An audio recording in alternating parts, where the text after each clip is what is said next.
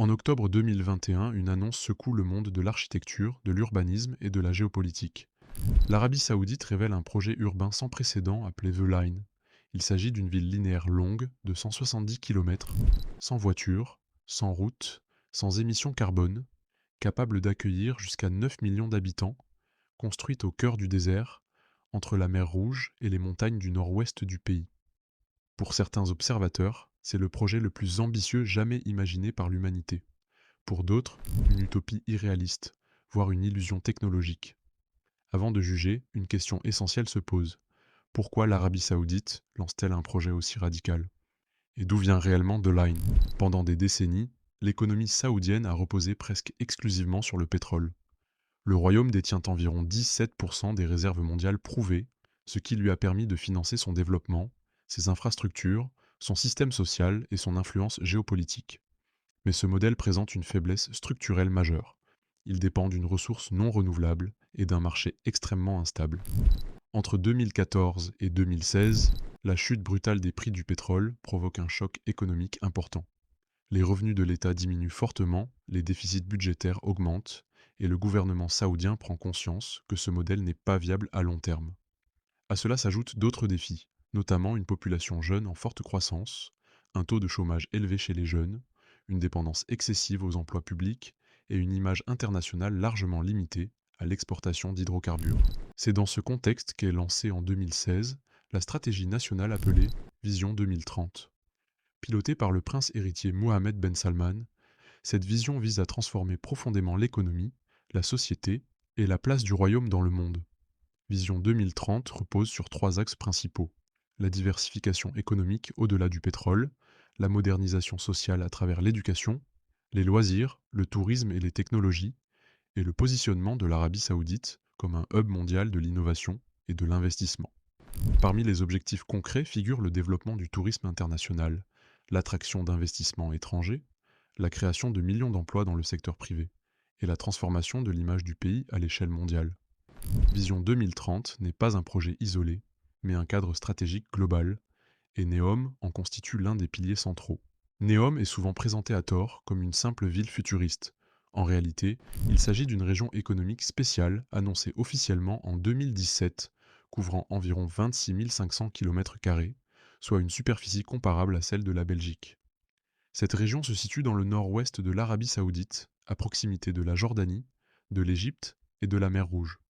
Son emplacement est stratégique, avec un accès maritime international, une position géographique reliant l'Europe, l'Afrique et l'Asie, et un territoire encore largement vierge.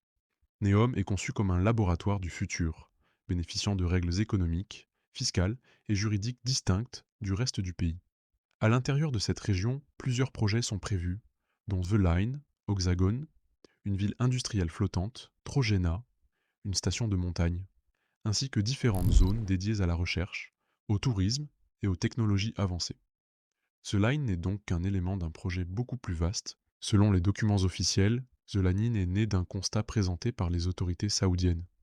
Les villes modernes sont devenues inefficaces. Elles souffrent de l'étalement urbain, de la dépendance à la voiture, de la pollution, de la perte de temps dans les transports et d'une consommation excessive de l'espace naturel. The Line est présenté comme une réponse radicale à ces problèmes. Le concept repose sur une ville ultra dense, étendue uniquement en longueur, où tous les services essentiels seraient accessibles en moins de 5 minutes à pied. Les infrastructures techniques et de transport seraient séparées des espaces de vie et les déplacements longue distance assurés par des systèmes de transport souterrains à très haute vitesse. Selon les autorités, ce modèle permettrait de préserver jusqu'à 95% des terres naturelles environnantes, de réduire les émissions carbone à zéro et d'améliorer significativement la qualité de vie. Il est important de souligner que ces éléments constituent des objectifs annoncés et non des résultats observés à ce stade. Les caractéristiques officielles de Z-Line, telles que présentées dans les documents publics, sont les suivantes: une longueur de 170 km, une largeur d'environ 200 mètres, une hauteur pouvant atteindre 500 mètres et une capacité maximale annoncée allant jusqu'à 9 millions d'habitants. La ville serait composée de deux façades parallèles recouvertes de surfaces réfléchissantes. À l'intérieur seraient intégrés logements, écoles, hôpitaux, commerces et espaces verts verticaux. Les voitures personnelles seraient totalement interdites et un réseau de transport souterrain permettrait de traverser l'ensemble de la ville en environ 21 minutes. Ces données proviennent exclusivement des communications officielles du projet NEOM. Le financement de Zuline repose principalement sur le Public Investment Fund, le fonds souverain d'Arabie saoudite, dont les actifs sont estimés à plus de 700 milliards de dollars. Ce fonds joue un rôle central dans la stratégie de vision 2030 et finance de nombreux projets nationaux et internationaux. En complément, des investissements privés et des partenariats internationaux sont attendus. Toutefois, aucun budget final détaillé et officiellement confirmé pour Tolin n'a été rendu public. Les estimations externes varient fortement, allant de plusieurs centaines de milliards de dollars à plus de 1000 milliards pour l'ensemble du projet NEOM. Ces chiffres restent des estimations et ne constituent pas des confirmations officielles. À ce stade, plusieurs éléments sont établis de manière factuelle. NEOM est un projet réel et officiellement lancé. The Line fait partie intégrante de ce projet et bénéficie d'un soutien politique au plus haut niveau de l'État saoudien. Des travaux ont effectivement commencé sur le terrain. Cependant, de nombreux aspects du projet restent théoriques. Les délais ont déjà évolué, certains éléments ont été ajustés, et de nombreuses incertitudes subsistent quant à la faisabilité technique, économique et sociale de l'ensemble. The Line n'est ni une simple fiction, ni une réalité achevée. Il s'agit d'un projet en cours, ambitieux, controversé et en constante évolution. La question fondamentale demeure donc ouverte. Ce projet est-il réellement faisable sur le plan technique et humain, ou représente-t-il une vision trop avancée pour les capacités actuelles? C'est cette question que nous analyserons dans la suite, en examinant en détail le fonctionnement annoncé de The Line, les technologies nécessaires à sa réalisation et les défis concrets auxquels le projet est confronté.